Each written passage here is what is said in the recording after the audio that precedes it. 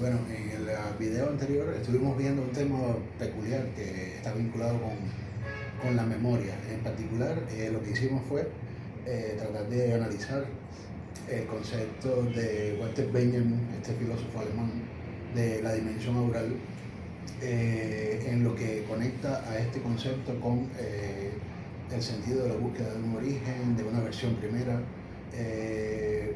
recordando que Benjamin concibió su noción de lo oral en base primero al análisis de lo que llamaba la unicidad de la obra de arte, es decir, la idea de que la obra de arte es el resultado de una creación singular que se supone que tiene un sello único, una irrepetibilidad, una originalidad que no puede ser, digamos, en sus parámetros reemplazada por la copia, por la imitación, por la reproducción.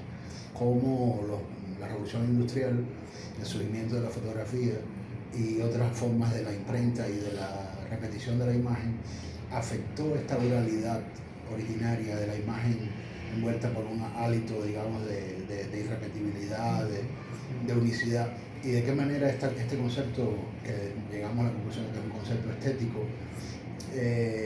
puede afectar también una comprensión que vaya más allá de la obra de arte, hacia el análisis en general de cualquier forma en la que se plantea esta relación entre lo auténtico y lo menos auténtico, o entre lo auténtico y lo inauténtico. En el campo, por ejemplo, de la arqueología, veíamos que lo oral, ya le digo, que toda la investigación de la arqueología precisamente de alguna manera es la búsqueda de una dimensión oral que está implicada en la memoria, en la idea de la versión primera, y en el patrimonio también. Es decir, hicimos como distintas aplicaciones del problema laboral, porque parece que indudablemente la antropología en general está muy vinculada con la búsqueda de esa dimensión, digamos, en extinción, perdida, amenazada, en riesgo, en extinción, en la sociedad moderna contemporánea, de los nuevos medios, de las nuevas tecnologías, del internet, y ahora más aún con la inteligencia artificial.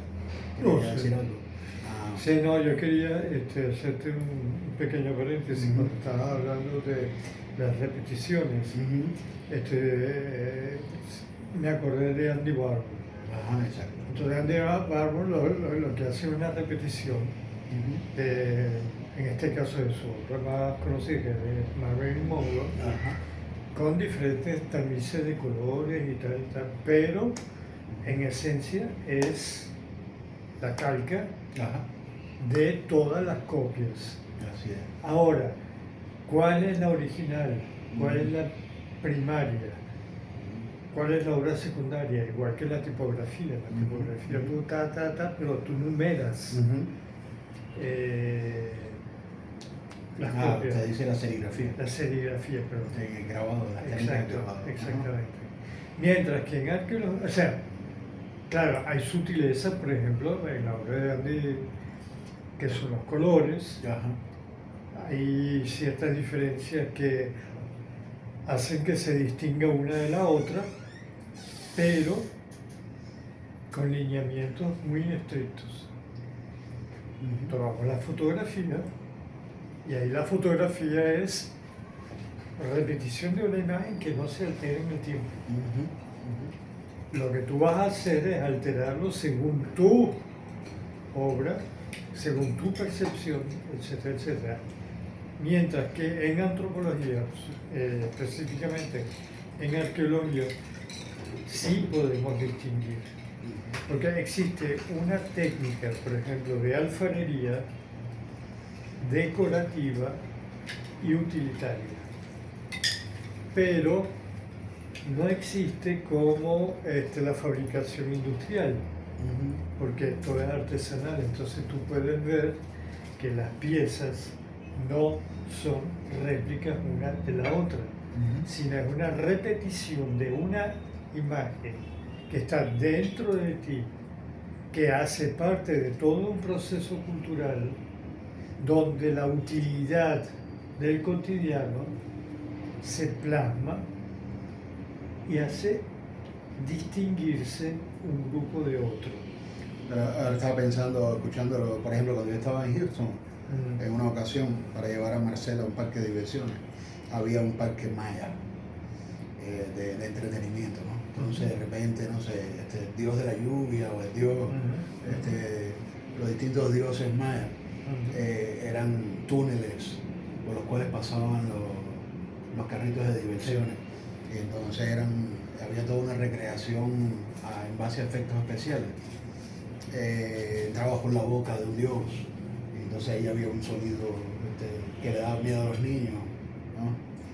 Era una recreación ficticia del mundo arqueológico, como un ejemplo, pero que no era real. Claro, pero como un ejemplo de cómo el consumo y la tecnología se apropia de las imágenes de la cultura a través de facsímiles y produce una pues banalización, desauratización, porque en este caso, por ejemplo, todo el aural poético, sublime o espiritual o místico que puede tener, digamos, la cultura material maya, cuando uno la ve a través de la perspectiva arqueológica auténtica, que se pierde porque es transformada en clichés, Claro. en clichés de entretenimiento, ¿no? Entonces de repente el dios tal, por ejemplo, que tiene la extrañeza de un dios por tener plumaje o mezclar cara de tigre con cara de serpiente, es explotada en dirección al miedo, por ejemplo, ¿no? Y se producen sonidos para asustar a los niños, en que salgan el momento en que pasan por eso pasa en un momento tétrico y luego entonces venga digamos, la alegría, ¿no? Entonces, lo vemos en Walt Disney. Incluso hay algunos... En las producciones de Los Piratas del Caribe, por ejemplo.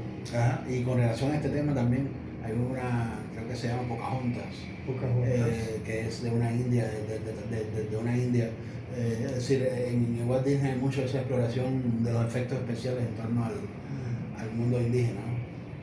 Y supuestamente auténtico, donde los personajes de la tradición son transformados en héroes modernos a través de determinada dramatización o dramaturgia o trama que inserta a esos personajes dentro de una fábula dirigida, digamos, al consumo, al cliché del consumo, ¿no? Entonces hay indudablemente lo que decía Benjamin, por aquí viene un poco la visión de Benjamin. La visión de Benjamin, en realidad, cuando él habló de la dimensión aural, él se refería justamente a eso que se está perdiendo, a eso que se está desauratizando, a esa pérdida que está viviendo la autenticidad de la imagen.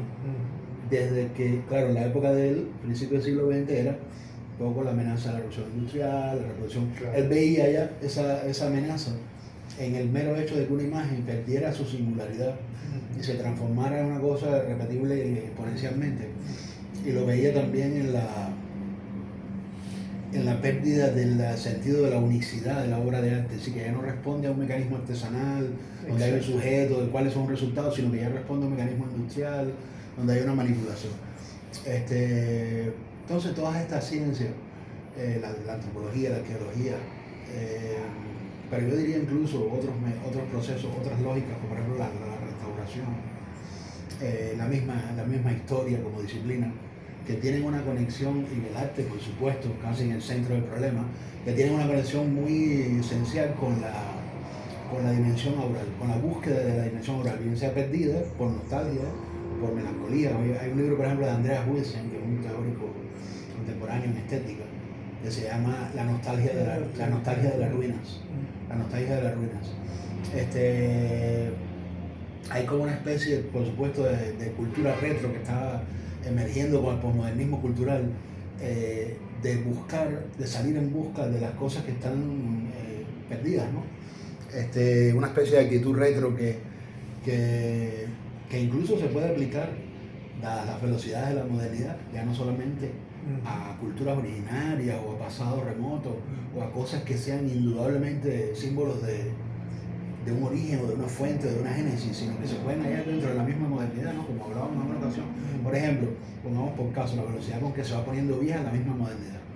Cuando uno ve, no sé, le ponen un archivo de imágenes del cine o de la televisión que se hacía en los 60, uno inmediatamente experimenta la nostalgia de los valores perdidos, que comienza a ver en los costumbrismos, en los rituales, en las creencias domésticas, en los valores que se hallaban alrededor de una manera determinada de vestir, de un modo tratar el encuadre, de una forma determinada de tratar lo que era la escena, de una idea de lo doméstico que te evoca un cierto concepto de televisión que se ha extinguido.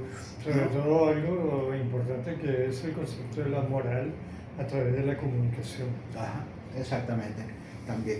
Entonces hay toda una especie de resurgimiento de un coleccionismo que no es ya un coleccionismo necesariamente de aquella idea auténtica de buscar la fuente primera, sino que puede ser un coleccionismo de nosotros mismos, es decir, de nuestras propias etapas que ya se van poniendo viejas y que se van extinguiendo. Por ejemplo, en este momento estamos viviendo un proceso que yo diría que ya tiene como casi 20 años, de diseminación y fragmentación completamente ya de la televisión. O sea, la televisión está muriendo. La televisión está muriendo, a pesar de la importancia que tuvo. Claro. Durante décadas. Fue, de alguna manera, el símbolo de la aparición de un media que transformó completamente la relación de la cultura con la tradición, porque al tú tener televisión, ya todas las imágenes que tienes, incluso de la tradición, están mediadas por el televisor. Pero todavía había un cierto control, vamos a decir, cierto orden, por ejemplo, en la manera de tratar las audiencias, en los estudios del consumo, que permitía, por ejemplo, ordenar la lógica televisiva según las edades, según los horarios, según el ritmo de la metrópoli. Entonces la televisión estaba ordenada en términos de canales, de programas, de programación. Las televisoras estaban ordenadas de una manera que todavía era estudiable sociológicamente. Es decir, había un tempo cultural que al principio no se percibía mucho. Los primeros estudios que hubo de la televisión fueron muy reactivos ideológicamente hacia todo lo que la televisión dañaba o no dañaba, sino estandarizaba, homogeneizaba, vaciaba de valores. Pero al comenzar a surgir estos nuevos medios que hay ahora, comienza la cultura intelectual a reparar en que en realidad la televisión sí era cultura. Aunque esa cultura pues hubiese que estudiarla a partir de parámetros nuevos, cambiar las categorías, cambiar los parámetros, ¿no? Claro. Por ejemplo, todo el fenómeno del kitsch cultural fue generado por la televisión. El kitsch no surgió de una tradición folclórica popular. Cuando uno compara el kitsch con el folclore se da cuenta, es decir, una cosa es el folclore y otra muy diferente es el kitsch. El kitsch es el resultado de una apropiación culturizada que viene por la vía de la subjetividad y de la interacción entre estética y subjetividad, que explicita los tipos de estética que fueron generadas por la televisión como un fenómeno cultural. Habría que ver hasta qué punto esto que estamos viviendo ahora nos resulta imposible imaginárnoslo antropológicamente como un fenómeno cargado de cultura. Lo vemos como un vaciamiento de la cultura, lo vemos como una homogenización, como una desauratización. Me refiero al internet, a la inteligencia artificial, a todos estos nuevos medios que han surgido, que están desplazando completamente la cultura televisiva. Quizás a la vuelta de 30 años, de 50 años, veamos todo esto también, lo podamos leer como cultura. Yo no lo dudo, es posible que sí, pero indudablemente está envuelto en todo esto un fenómeno de desauratización, de merma, de determinada idea de lo original, de lo auténtico.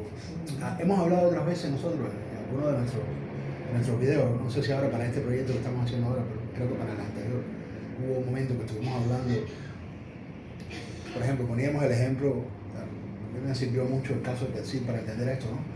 Cuando yo veía esas mascaritas que hacían los mayas para el turismo ahí en la pirámide, eran tan decorativas, tú las comparabas con las tradiciones fuertes que tienen los mayas artesanales, donde verdaderamente hay una memoria cultural, te das cuenta que son pastiches hechos para el turismo.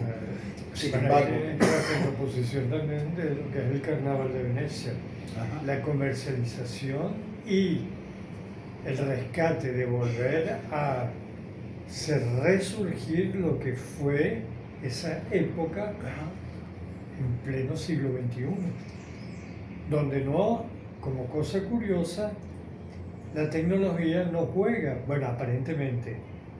O sea, en primera instancia, la primera sensación, no estás jugando, por detrás sí, porque cuando estás produciendo las máscaras, creando los colores de la máscara, como tú dices, los restauradores se ponen a trabajar que por cierto, para mí el restaurador es un auxiliar Ajá. de la ciencia cultural, Sí. ¿verdad? Bueno, según Ingrid no, según Ingrid es una ciencia. Pero bueno, ya Ingrid... Pero, claro, hay que determinar qué es ciencia, Sí. ¿no? En sí, porque si hay todo un proceso de conocimiento, ya el conocimiento es ciencia. La plasmación de la tecnología a la cual tú te te creaste, Ajá. te moviste, te formaste, también es parte de un proceso científico. Estoy de acuerdo 100%. ¿No? Pero a pesar de eso, estoy de acuerdo, pero a pesar de eso, Ingrid, estamos hablando de una amiga nuestra que Sí. es una amiga de Ale, de Vicky, de Victoria Galarraga, de mía, que es una gran restauradora graduada en el Smithsonian y que tiene una filosofía de la conservación y la restauración, porque es prácticamente como si fuese... Claro, allí dijiste filosofía. Sí, ella tiene una filosofía y una manera de ver la conservación que la transforma casi en una ciencia. Ella, por ejemplo, escribiría libros, que no los ha hecho, yo le pregunto por qué no lo hace, porque tiene un conocimiento doctoral de este tema, prácticamente en una ciencia. Pero yo estoy de acuerdo con usted en que no lo es. Sin embargo, visto desde el punto de vista de las ciencias de la cultura, yo he comenzado a darle en mi libro Las metonimias del museo, que usted no lo ha leído, no lo conoce. Yo planteo, a ver si lo logro resumir así más o menos, le doy cierta importancia a la restauración, pero no de la manera como lo hace Ingrid, sino desde el punto de vista del aprendizaje de restaurar o del conocimiento que es necesario para restaurar algo, sino que yo le doy importancia desde el punto de vista de la semiótica de la cultura. ¿Por qué? ¿Por qué le doy importancia? Porque para las ciencias culturales, porque si nosotros, por ejemplo, vemos una pirámide, pongamos por caso en arqueología, maya, pongamos por caso, ¿no? La vemos, vamos a imaginarnos 3 fotografías de una ruina precolombina, ¿no? 3 fotografías. En una está en medio de un evento. La foto que estamos viendo nos presenta el momento en el cual la ruina no está vista como un monumento solitario, sino que está vista como un momento en el cual hay un evento, hay un espectáculo que se está generando alrededor de ella. Que puede ser, digamos, por ejemplo, la celebración del equinoccio, cuando ocurre la sombra de la serpiente, y entonces el Museo de Cultura Maya organiza un evento global en el cual viene gente de Cincinnati, de otras ciudades del mundo entero, místicos y personas normales que vienen de turismo allí. Entonces tú ves, aquí tenemos una fotografía de la ruina con personas sentadas en el parque alrededor de la ruina, que parece casi los parques hippies de la década de los 60 en Estados Unidos, esperando el momento de la serpiente, otros haciendo rituales. Y se ve la fotografía con estas personas haciendo personas vestidas modernos que vienen de Estados Unidos, haciendo un ritual, y aquí otras sentadas en el piso con sus mantas haciendo sus picnic. Y acá en este otro lateral tenemos unos artesanos mayas vendiendo su artesanía maya. Pero luego tenemos una segunda fotografía de estas ruinas mayas, monumentaria, solitaria, donde no hay interacción, donde no hay turistas, donde no hay mayas, donde no hay eventos, sino que es el monumento mismo, como monumento, ¿no? Y luego tenemos una tercera imagen de la misma ruina, digamos, por ejemplo, indexada en una explicación arqueológica, pongamos por caso, ¿no? Donde aparece una manera de presentar que tiene estratos, una forma de indicar dónde está el sótano y dónde está una forma de hacer referencia, una explicación museográfica. En ninguno de los 3 casos nosotros podemos ni logramos sacar nuestra representación de ese artefacto cultural que estamos viendo. En ninguno de los 3 casos lo logramos sacar de, vamos a decirle así, la dicotomía entre modernidad y tradición extinguida, pongamos por caso, ¿no? En ninguno de los 3 casos vemos cuál es la conexión. Bueno, sí, hay una conexión. En un caso hay un uso que es comercial, en otro caso hay un uso que es didáctico o explicativo, y en el otro caso hay un uso, pues digamos, no sé, escultórico, monumentario.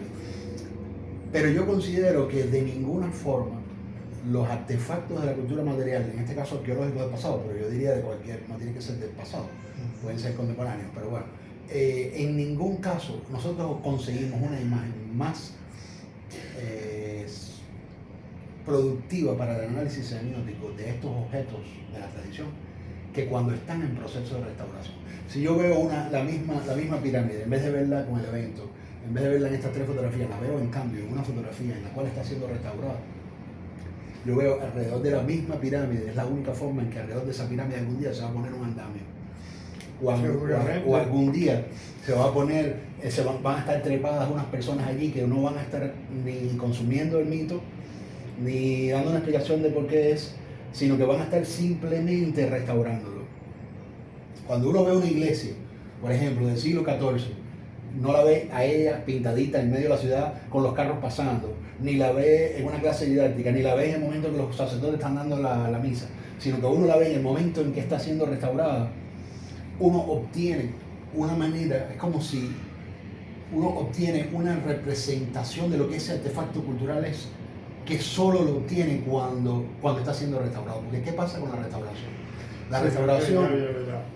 Ahí la parte, aquí hay como 2 planos. Ajá. Uno es lo que es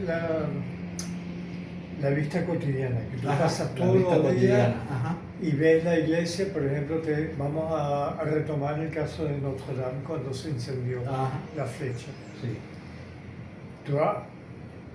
Todos los turistas que van, lo primero que hacen es ver la cúpula adentro, suben hacia donde están las gárgolas. Claro. El turista te describe exactamente cómo están hechas las gárgolas, etcétera, etcétera, pero hay ciertos detalles que no se ven y que tampoco hay de interés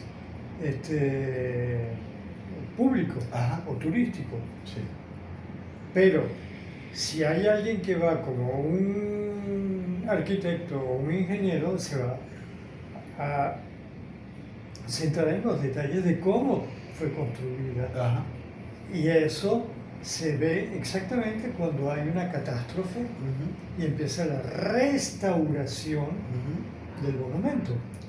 Entonces, ¿qué pasa con eso? Hablamos de repeticiones. El restaurador, ¿qué hace? Tomar conocimientos históricos. Se va almacenando datos y datos y datos. Antes lo hacían a punta de plumilla, papel, etcétera, etcétera. Ahora lo hacen con las computadoras, etcétera, etcétera. El restaurador viene siendo prácticamente como como un arqueólogo, porque va a reconstruir. Más que un arqueólogo, porque no en el sentido de que es mejor o superior o peor, sino en el sentido de que tiene que, de que tiene que leer. O sea, un restaurador te ve una cenefa borrosa, en la que ya lo que quedan son ciertos elementos de la figura abstracta, de una cenefa, ¿no?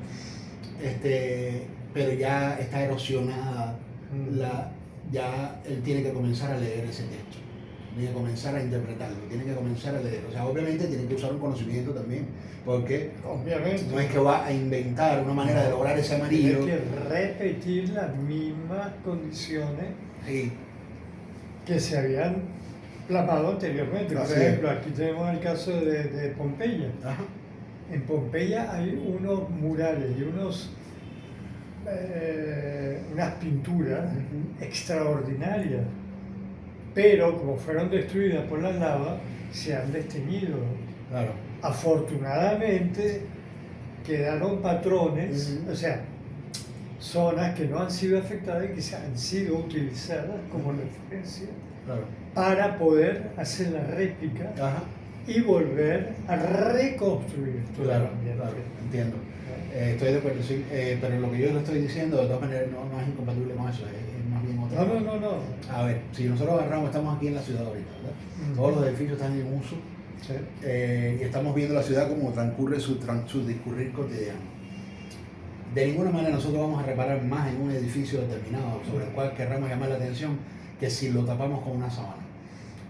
porque los edificios en una ciudad no están tapados con una sábana. Entonces, si nosotros agarramos un edificio y lo empaquetamos, como hacía este artista Leonard Cristo, que algunas obras de él eran empaquetar edificios, agarramos un edificio, pues, en una zona colonial, que tiene edificios modernos por acá, pero acá tiene edificios de la época colonial, aquí hay unas construcciones de la época, casas a dos aguas con teja.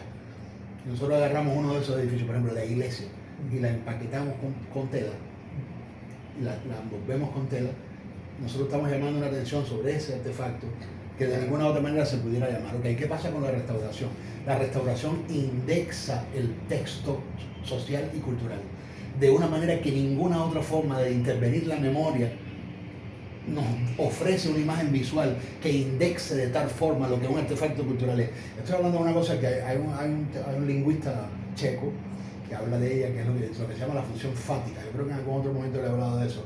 Jacobson, haciendo estudios de trastornos del lenguaje en los afásicos, llegó a la conclusión de lo que él llamaba la función fática del lenguaje, una función que antes de él no había sido descubierta. ¿Cuál fue el punto aquí? Él empezó a observar que los afásicos, cuando observaba sus trastornos del lenguaje, tenían problemas con la contigüidad de las palabras, es decir, que una palabra estuviera al lado de la otra.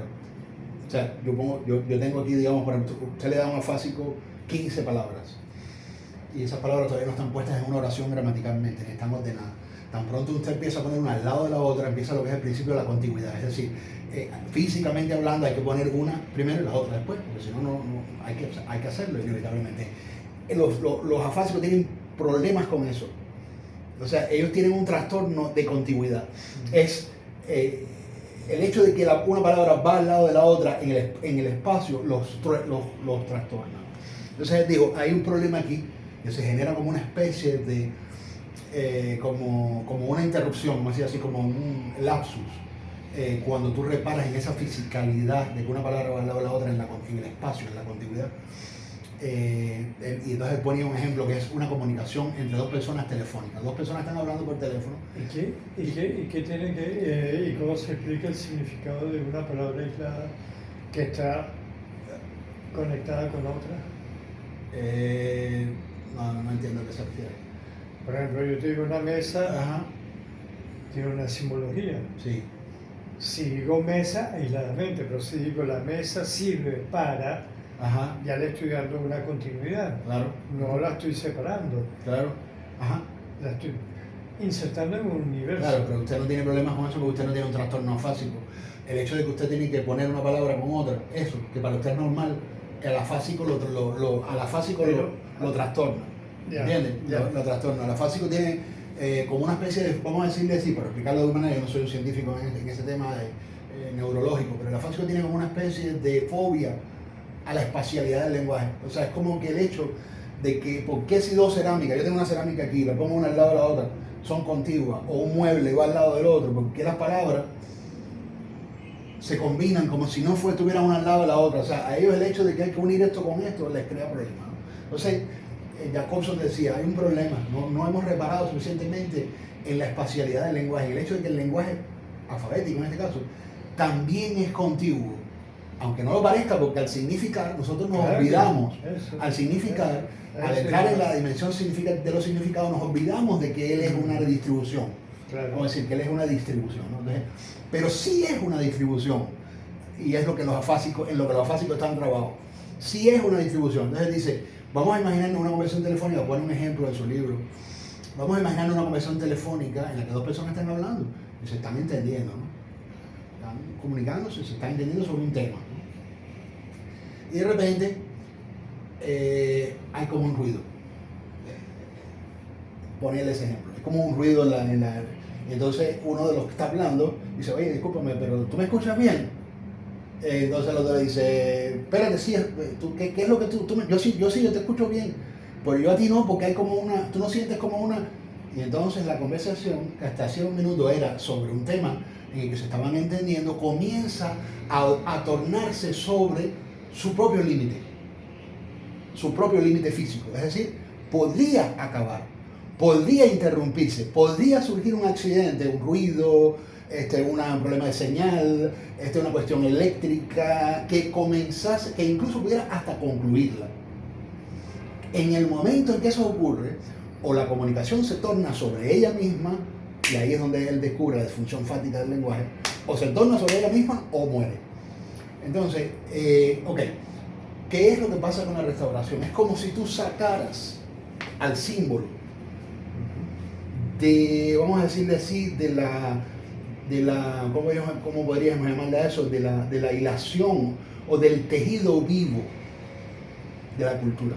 O sea, es como si tú sacaras al símbolo del tejido en el que él está significando y lo indexaras con un texto visual, en este caso, que lo va a intervenir y que lo va un poco a ver en su faticidad. Entonces, ¿qué interés tiene eso? A mí me parece que tiene mucho interés, porque eso es pensar en el código. Es como dice Jacobson, la función fática es la función que conecta la comunicación al código. Al perderse el código se pierde la comunicación. Claro. Okay. Al llamar a un edificio desde la restauración, al llamar a ese objeto cultural a través de la indexación que hace de él la restauración, llamamos en él el código. Y al llamarlo a través del código, lo estamos leyendo de una forma que de ninguna otra forma la cultura podría leerlo.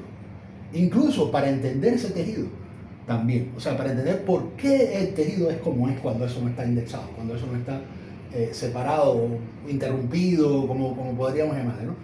Entonces, yo digo, en ese libro mío, yo analizo las prácticas de restauración como prácticas interpretativas que tienen una importancia para las ciencias culturales en términos hermenéuticos. Es decir, las ciencias culturales deberían o podrían, o sería bueno para ellas, vamos a decirle así, por lo menos sobre todo en antropología, en cultura visual, en cultura visual, podrían recurrir más a la restauración como una herramienta para el ejercicio de la crítica, de la reflexión en el análisis cultural.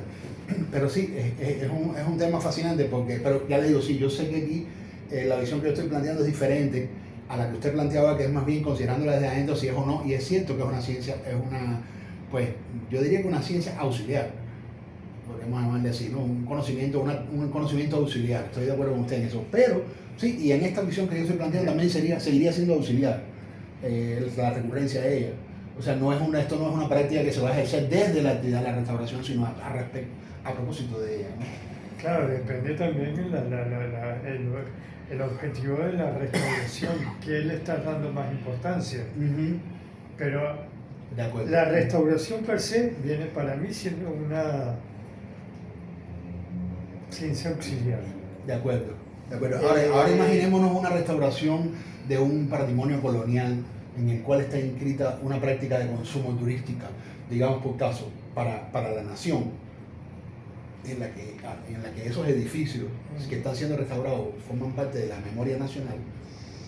Es un problema oral, es decir, está vinculado con la recuperación de un original.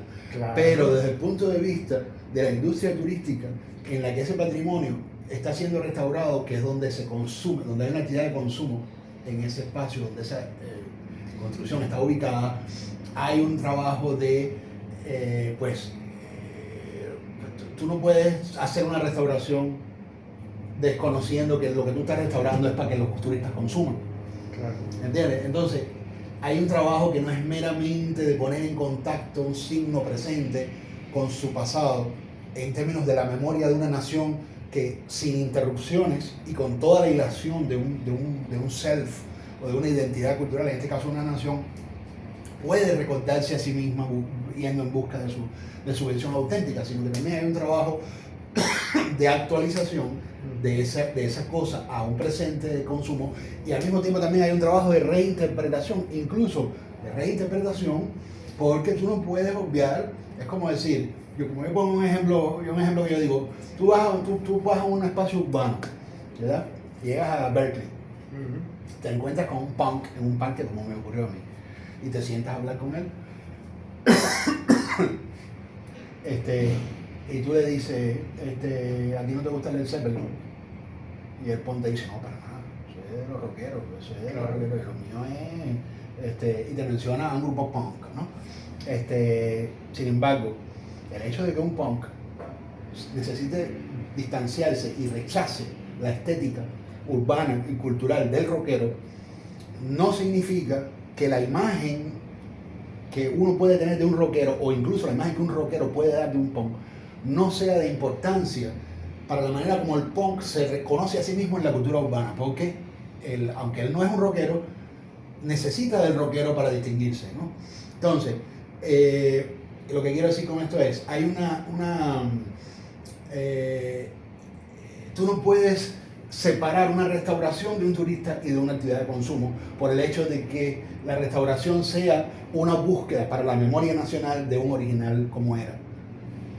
Tú no puedes hacer esto y al mismo tiempo, haciéndolo para satisfacer una memoria nacional, obviar que es una iglesia o una casa o un espacio que está siendo restaurado para una actividad de consumo en un espacio de turismo.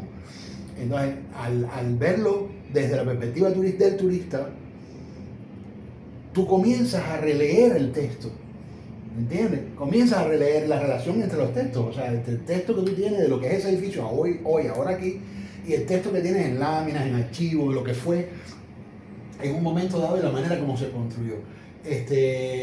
Entonces, hay un trabajo no solamente de adecuación a original, sino que también hay un trabajo de actualización del pasado en el presente, y al mismo tiempo también hay un trabajo de reinterpretación de esa cultura material. Ahí también yo diría que también hay una especie de reinvención cultural. Es decir, todos estos son espacios de reinvención cultural. Por eso es lo que yo decía, el artesano maya que está haciendo unas mascaritas que nosotros que conocemos la verdadera artesanía maya sabemos que son unos facsímiles ficticios que están siendo hechos para vender, donde se le exagera el colorcito y se le pone más exagerado un rasgo y ya no es propiamente la tradición. De todas maneras, ese artesano maya que está vendiendo ese producto en las pirámides, donde está el equinoccio, donde están los turistas, está haciendo una práctica cultural. Y esa práctica cultural es parte de un proceso de reinvención cultural. Que en ese proceso de reinvención cultural se pierden detalles del original, o se desauratiza, o merman determinadas tradiciones artesanales, pero al mismo tiempo, sí, pues la génesis se mantiene. La génesis se mantiene por un lado, y por otro lado, al ser una práctica que genera retribución económica, incentiva la reproducción cultural. Claro, porque si tú tienes un lugar, ¿de qué te sirve para ver un anciano en la comunidad que sabe exactamente cómo se hacía si el anciano se está muriendo de hambre? Claro. ¿Entiendes? El anciano se está muriendo de hambre y casi que hay que ir y darle dinero como un mendigo para que pueda seguir haciendo las máscaras como se hace. El hecho de que tú tengas acá un lugar donde está ocurriendo este fenómeno de adaptación cultural y de interculturalidad, está también estimulando una fuente económica que está haciendo posible la reproducción de una cultura. Es posible que este dinero que está entrando por aquí pueda estimular a que aquí se pueda también incentivar el desarrollo de una tradición, ¿no? Entonces, de la misma manera el turismo financia de alguna manera el proceso de restauración. Claro. ¿Entiendes? Porque el dinero no viene solo del Estado que dice, restáurame esto porque la historia lo requiere. No. O sea, perdónenme, hay un turismo ahí que está consumiendo, por lo tanto hay que restaurar ese edificio, hay dinero para restaurarlo porque el turismo paga. Entonces, aparece la plata para restaurar el edificio de la misma práctica que lo está consumiendo, por lo tanto tú no puedes considerar como exógeno el proceso de adecuación, reinvención cultural que está implicado en esa traducción, vamos a decirlo así, de textos culturales. Esto no, sin embargo, no escapa al problema benjaminiano, es decir, de que habíamos visto en el video anterior. Es decir, aquí tenemos problemas serios con la autenticidad y la no autenticidad, problemas serios con el original y la copia. Es decir, es un tema que nos lleva a una dirección éticamente compleja, porque abrirse a esta manera de ver las cosas también implica renunciar a hacer concesiones a ciertos valores éticos que son problemáticos, ¿no? O sea, yo no estoy diciendo que esto sea un tema feliz, así de que, corintellado, vamos a hacer turismo, vamos a restaurar pensando en las prácticas de consumo, no necesariamente, pero es bueno tomar conciencia de estas cosas porque ayuda a ver el problema de una manera más compleja. Claro. Hubo una época en que era todo se rechazaba, porque el folclore se está haciendo ya para vender, porque sabe que se vende y entonces tiene que tener la imagen de nosotros la vamos a edulcorar o a hacer para vender, ¿no? Entonces ahí se produce una degradación de valores, etcétera, etcétera, etcétera, ¿no? Mira, para mantener el punto central, cuando hablamos de la calca histórica, por decirlo de alguna manera, hay ejemplos muy, muy descriptivos. Por ejemplo, lo que es el Palacio Federal. Hoy día es la sede del gobierno legislativo. Pero cuando tú empiezas a averiguar y hacer un poco de historia, te vas a una biblioteca, te vas hacia atrás y empiezas a ver que ese espacio que es el Palacio Federal, antiguamente fue un monasterio. Entonces, fíjate las funciones tan antagónicas que ha tenido ese espacio, ese edificio dentro de la temporalidad histórica, y por qué, buscando una explicación más o menos racional, el convento de monjas se convierte en una cuestión legislativa. Eso es en la época de Guzmán Blanco. Hay conexión. Hay conexiones. Claro. Ese ejemplo que está poniendo parece excelente. Ahora este trabajo que yo escribí ahora sobre este arquitecto de Valencia, ella hace un estudio del Centro de Interpretación Histórica y Cultural Patrimonial de la Universidad de Carabobo, que es el actual edificio de ese centro, que antes era un convento. Entonces ella muestra en el gráfico, porque urbanamente hoy en día se ve que eran lo mismo, pero se hizo como una separación. Entonces pareciera que la iglesia es una cosa y el centro histórico es otra. Ella demuestra que no, que eran lo mismo, que en realidad lo que hoy es el edificio del Centro Histórico de Interpretación Histórica era la parte convento de la iglesia de San Francisco, de allí de la Valle. Claro, porque tenemos que mantener en cuenta que cuando hubo la colonización, el rey se supone que era la extensión de la imagen de Dios. Así es. Que él era el supremo, pero ¿quién estaba mandando? La iglesia. Claro. O sea, en última instancia, el poder era la iglesia, no era el rey. Claro. Hay excepciones, como Enrique VIII en Inglaterra, que rompe con la iglesia católica y funda, pero igual el protestantismo vuelve a ser un elemento de poder fuerte. Así es. Entonces, ahí es donde se ve que hay una separación, pero que al final no es la separación, sino es la continuidad de un poder, Así es. ya sea por una clase política o sea, claro, si queremos hacer la distinción, ¿no? Sí, de acuerdo, sí. La iglesia. Anteriormente era un hospital.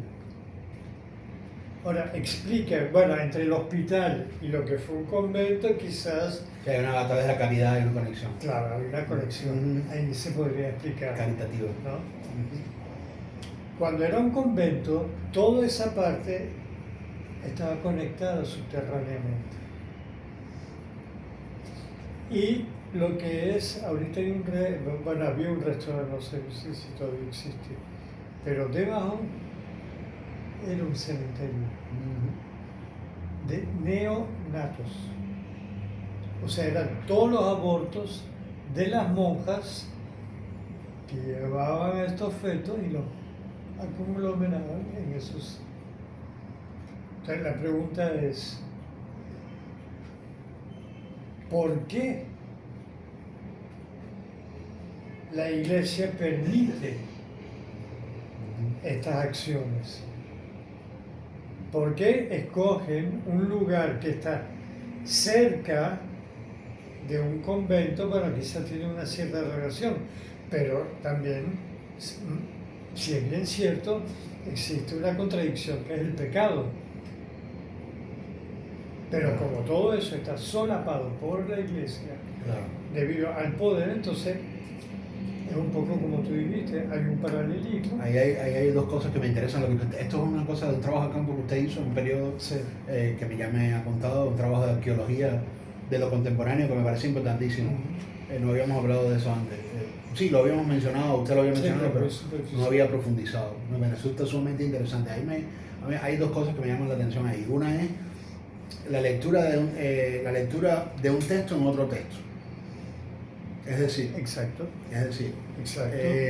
Yo puedo leer una novela por lo que me cuenta el narrador, pero si yo presto atención a la manera como está narrada la novela, yo puedo leer en una novela una manera de narrar. O sea, vamos a suponer que el narrador es del siglo XX, el autor de la novela, para poderme explicar lo que quiero decir sobre leer un texto en otro texto.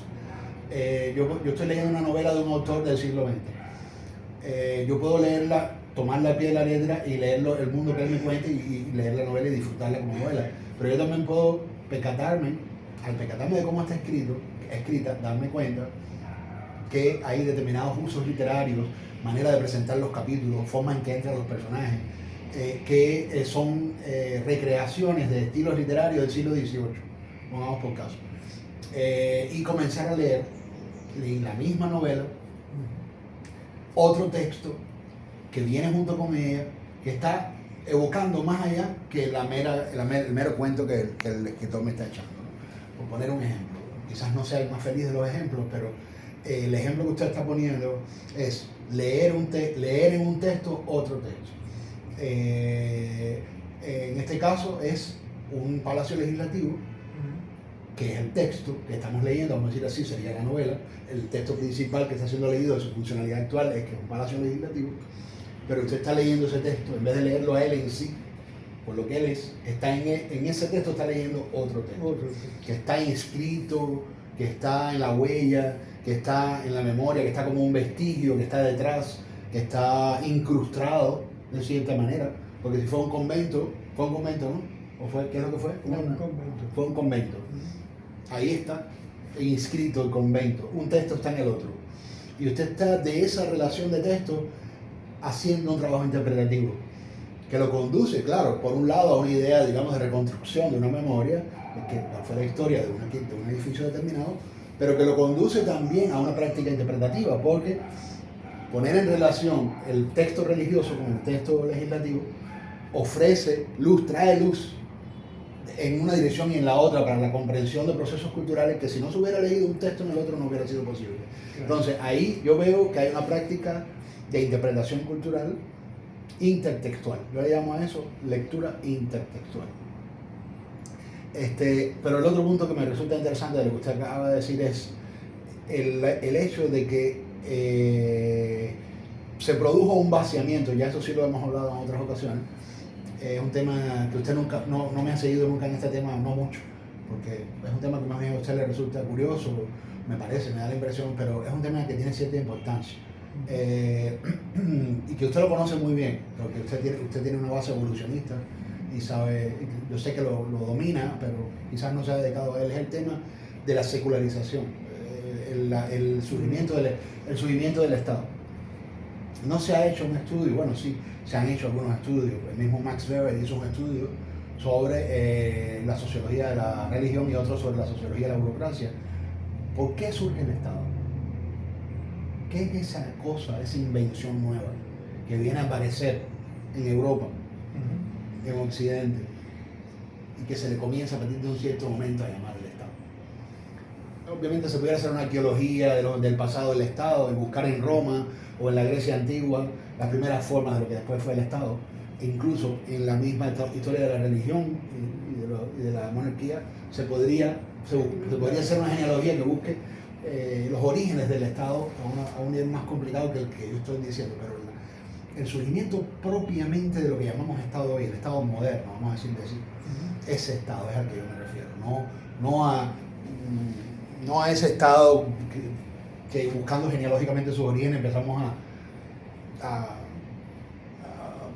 como cuando uno busca, por ejemplo, la historia del museo y se da cuenta que en el origen de la idea del museo moderno está la antigua Cámara del Tesoro, o la antigua manera como los coleccionistas ponían las cosas. O sea, y uno dice, mira, la Cámara del Tesoro es el antepasado del museo. ¿No? O sea, de cierta manera el Estado moderno tiene antepasados, y esos antepasados descendían esos antepasados que son de donde él desciende. Está la religión allí, está la monarquía, ¿no? Pero, ¿qué es lo que ocurre que genera ese fenómeno que es el Estado, propiamente dicho? El Estado moderno. El Estado moderno lo que hace es seguir los mismos principios estructurales que seguían las prácticas religiosas.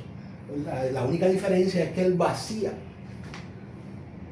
de, pues digamos, causas sobrenaturales o de justificaciones divinas la explicación de ese origen. Simplemente hay un proceso de secularización que ha separado, como es que el rey ha desencantado el universo. O sea, el Estado es un proceso el resultado de un proceso de desencantamiento. Se desencantan la idea del origen y de las causas, y al desencantarse, ¿dónde buscas el fundamento para la estructura que soporta ese ejercicio legislativo, ese ejercicio representacional? Porque ¿qué es lo que hace la Iglesia? Representar el mundo, claro. Representar el origen del universo, representar el origen del hombre. ¿Qué es lo que tiene que hacer el Estado entonces? Suplantar una forma de representación divina por una forma de representación que, al estar vaciada de un sustrato, de un sustento, de una narrativa exterior a la misma conformación del Estado, o sea, no se conforma, el Estado no se forma a sí mismo de la propia representación en la que él cree, sino que él se conforma a sí mismo del ejercicio de la representación, de la cual él, por ser representante neutral de una representación no religiosa, encarna como si encarnara el principio mismo de la naturaleza. Eso es lo que el Estado lo que te dice es: yo contrato tu conciencia, porque a través de tu conciencia del origen natural de la experiencia, de que la vida procede de la naturaleza y no de Dios, tú sabes muy bien que lo que te une a una comunidad es la religión. No, en el caso del Estado, no es la religión. Tú sabes muy bien que lo que te une a una sociedad es un sentido de responsabilidad social, que al tener solamente una base natural y no religiosa, solo se puede justificar en una entidad que represente esa responsabilidad, encarnada como principio, como naturaleza vuelta representación. O sea, es como decir el árbitro. Es como decir el árbitro. El Estado es como el árbitro de la neutralización de la representación sobre las cosas, sobre por qué estamos aquí, sobre quiénes somos, ¿no? Entonces es como el árbitro que representa nuestra conciencia de responsabilidad de ser una comunidad que ya no está mediada por Dios. Es un poco para graficar el ejemplo de Galileo Galilei. Ajá. ¿Qué hace el Estado? La pregunta es, ¿por qué el Estado no intervino ante la adquisición, ante el juzgamiento que le hacen a Galileo sobre su descubrimiento de que la Tierra no era el centro del universo, sino que la Tierra gira alrededor del Sol? ¿Por qué se calla? ¿Por qué da... ¿cómo explicarte? Sí, está muy interesante. Porque todo es contradictorio. Es una imagen que descentra la Tierra, ¿no? La pone como orbitando alrededor de la cosa más importante que... Claro, porque se supone que el Estado, en un cierto momento, viene siendo como el centro de la progresión de la historia. Claro. Galileo es un representante de ese proceso. Newton, por ejemplo, no tuvo ese problema tan fuerte con la religión, sino ya la religión estaba como más adecuado a los intereses, porque hubo pactos seguramente, etcétera, etcétera. Pero lo interesante con Galileo es que hay una interrupción. Pero para él, porque él siendo creyente, pero científico al mismo tiempo, él no puede negar de que la Tierra no es el centro del universo. ¿No? Y la religión sí dice que sí es, porque la religión es el centro del conocimiento de la humanidad, de la creación. de la creación, ¿no? Por eso sale la Biblia, sale el Nuevo Testamento, sale etcétera, etcétera. ¿Sí? Hay ciertas ecuaciones que son, volvemos al mismo punto, el poder. Entonces, el poder a nivel inconsciente, ¿qué papel va a jugar cuando está representado por un colectivo y le estás dando fuerza a ese colectivo? No sé si me explico. Sí, entiendo, sí. ¿No? Entiendo. Yo lo que quería era evocar un poco lo que usted había dicho de por qué fue un convento y después fue un palacio legislativo. Sí. Es decir, ¿qué fue lo que pasó ahí? ¿Por qué es lo mismo pero con otra forma? O sea, es lo mismo, solamente que se ha desprendido de una explicación causal que toma su fundamento de la religión y se tiene que volver legislativo porque... Claro, hay que tomar las condiciones históricas. Ahí ya se rompe con la colonización, pero hay que seguir prolongando el poder entre la iglesia y el poder legislativo o el poder político. Por eso quizás la continuidad de ese convento a un palacio legislativo esté conectado a través de una ideología. Claro, y es también lo que representaba ese convento para la comunidad en términos de prestigio y de poder. Exacto. O sea, allí donde estuvo el convento, ahora tiene que estar el palacio legislativo. Pero ahí podrían ir muchas cosas, depende de cómo vayan evolucionando los procesos. A lo mejor en algún momento se vuelve un museo y el palacio legislativo se desplaza a otro edificio. Depende, no sé, porque no. Claro, yo no lo conozco muy bien porque hice el trabajo de campo, tacata, y después no sé qué pasó. No sé si fue por falta de financiación o trancaron, nos cortaron el proyecto, no tengo idea. Claro. Pero sí sería interesante ver cómo funcionaba. Claro. Podría ser que indagando un poco en la biografía de Mario Zanoja, porque él ha trabajado mucho ese tema y sobre todo esa área, tenga explicaciones bastante interesantes a rescatar. Pero habría que averiguar. Claro. Pero ¿Estamos bien por ahí? ¿Tiene algo que...? No, yo estoy bien, yo creo que estaba bien por lo que hemos hablado. Que es un poquito más corto que otros, ¿no? No, pues ni tanto.